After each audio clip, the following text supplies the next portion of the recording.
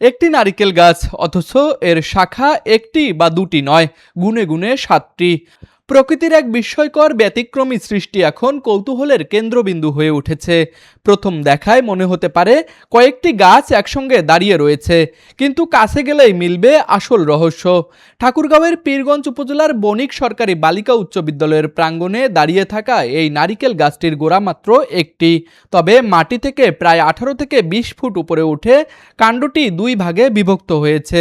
এরপর সেই দুই শাখা থেকে 4টি এবং পরে আরও শাখা প্রশাখা সৃষ্টি হয়ে বর্তমানে মূল কাণ্ড থেকে 7টি শাখা টিকে রয়েছে। প্রায় 40 বছর আগে বিদ্যালয়ের তৎকালীন প্রধান শিক্ষক ইদ্রিস আলী গাছটি রোপণ করেছিলেন।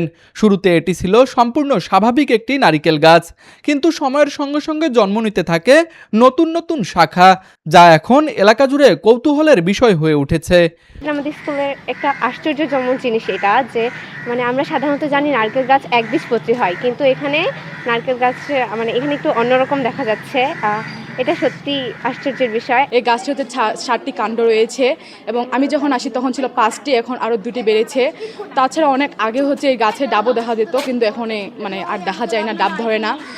বণিক সরকারি বালিকা উচ্চ বিদ্যালয় 1972 সালে স্থাপিত হয়,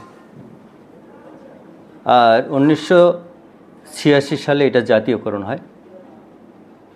তো ওই সময় ইদ্রিস আলী এই বিদ্যালয়ের একজন শিক্ষক, সহকারী শিক্ষক ছিলেন, তারপর প্রধান শিক্ষক। উনি এই গাছটি প্রায় 40 বছর আগে এই ডাব গাছটি রোপণ করেছিলেন। রোপণ করার পর প্রথমে স্বাভাবিকভাবে এই গাছটি ছিল, উপরে উঠতে উঠতে দেখা গেল যে গাছটি অস্বাভাবিক, অর্থাৎ একটি ছেড়ে 7টি শাখা প্রশাখা বের হলো। তো এই গাছটি দেখার জন্য বিভিন্ন দূরদূরান্ত থেকে মানুষ আসে। প্রকৃতির বুকে যে কত রহস্য লুকিয়ে আছে তারই এক জীবন্ত উদাহরণ এই 7 শাখার নারিকেল গাছটি। বিস্ময় জাগানো এই গাছটি শুধু পীরগঞ্জেরই নয়, পুরো ঠাকুরগাঁওয়ের একটি অনন্য আকর্ষণ হয়ে উঠেছে।